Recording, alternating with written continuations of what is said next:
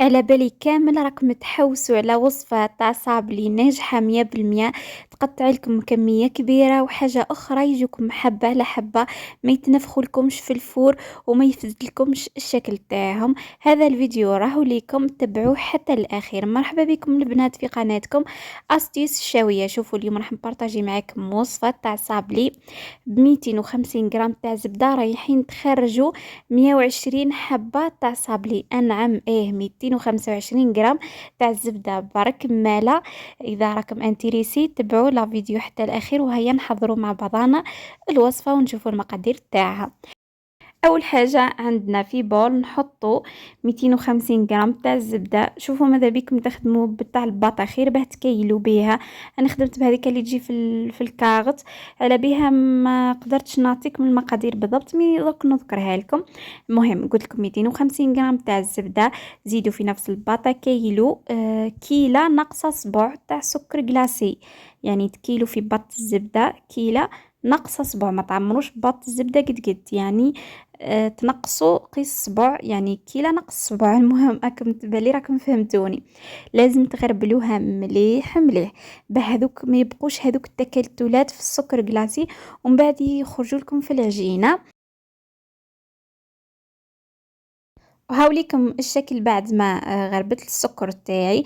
نجي نزيد له كيلة ناقصة صباع زيت. الزيت الدور تاعها وشي راح تزكي لكم الخليط. يسمى في عوض تخرجي 40 حبة، ولا انتي راح تخرجي 50 ولا 60 حبة.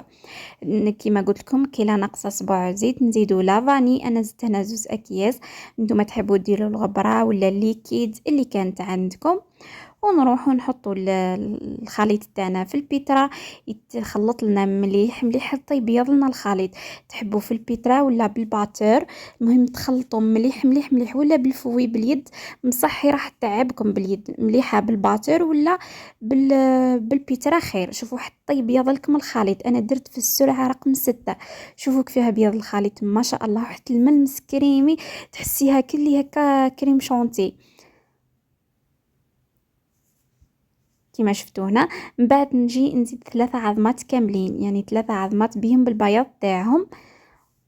ونزيد ثاني كيلة ناقصة اسبوع تاع نشا. دوك نكتب لكم المقادير في اول تعليق، وثاني في صندوق الوصف. وثاني حتى نشغل بلوهم مليح مليح. لازم كل النواشف تتغربل باه الوصفه تنجح لكم، وما يبقوش هذوك التكتلات في العجينه. ومم العجينه كي تكملوا تلموها تبقى لكم هكا خفيفه وطريه. ونزيدوا ثاني رشه تاع الملح، ونرجعوا كل شيء نرجعوا البول تاعنا في البيترا، نخلوه يتخلط مليح، ولا تكملوا بالباتور اللي كان عندكم. ونزيدوا بطاطا تاع الخميره، ما ديروهاش كل، خلوا منها قيس كيكا ربع تاع باطا، ما ديروهاش كامل باه الشكل تاع الحبه ما يتنفخش مليح وما يفسد لكم الشكل تاعو. وحاولوا ديروها هنا في المرحله هذه تاع الخلط، ما ديروهاش مع الفارينة. هذه أستيس ثاني باش الشكل يبقى لكم محافظ كيما راه، يعني كيما تطبعوه يقعد كيما هو. هاوليك من الخليط تاعي هنا انا راح نقسمه على 2، وحده نديرها ذوق الفاني، وحده ذوق الكاكاو. كيما شفتوا هاوليكم القوام ما شاء الله جا كيما لاموس هكا، واحد القوام بزاف بزاف هايل. هذا تاع الفاني، وهذا راح نديرو كاكاو. نجي نزيد له من 2 حتى 3 مغارف كبار كاكاو، ونرجعه في البيترا، ونخلي كل شيء يتخلط. ومن بعد نلوح الفرينه. يعني الفرينه عينكم ميزانكم، ما راحش نعطيكم المقادير بالضبط باسكو كل فرينه وكيفاش. انا لميت حتى تحصلت على عجينه طريه وخلاص. مام تاع الكاكاو كيف كيف. ونرجعها في البيترا تتعجن لي، ونزيد لها الفرينه. ومن جهه اخرى نزيد نلم ثاني تاع الذوق الفاني. كيما شفتوا تبقوا تزيدوا في الفرينه بشويه، حاولوا تزيدوا بالكاس بالكاس بالكاس باه ما تغلبكمش الفرينه وتجيكم العجينه يابسه. لازم تزيدوا بشويه، تلموا وتشوفوا تلموا وتشوفوا، ماذا بيكم ما تعجنوش، غير طموا برك. وبعد ما تلموا العجينه تاعكم تغطوها بكيس بلاستيكي، تخلوها تريح شويه، قسمه تسخنوا الفور وقسمه تلموا الماء هذوك اللي خدمتوا فيهم، ومن بعد تبدو تخدموا بها. انا كنت خدمت سيبون طيبت، بقى لي هذا الطرف هذا تاع العجينه، قلت خلي نوري لكم يعني كان دوكا انا نعرفو نديرو عجينة الصابلي وكل شيء نحلوها بين ورق بلاستيكي ولا كيس بلاستيكي، ونحلوها عادي، ولازم تمشيو من الوسط كيما هكا كيما شفتو، باه ما يجيكمش الوسط خشين والحواف يكونوا رقاق. لازم تمشيو من الوسط وتخرجوا للحواف، ومن بعد تريقلوا الحواف تاعكم. الكيس بلاستيكي ثاني راهو يجيب العجينة كامل سوا سوا. وحاجة اخرى ما تلصقلكمش في الحلال. هاي لكم الشكل كيفاش. انا كنت درت شكل دائري، وشكل هذاك اللي كيجي كيما المعين، وشكل اللي تجي فيه ريشة، ودرت ثاني شكل تاع هلال. هاي درت 3 اشكال. هذه العجينة خرجت لي 60 حبة سوا سوا، يعني حبة فوق حبة، ومصح كل حبة وحدة يعني 120.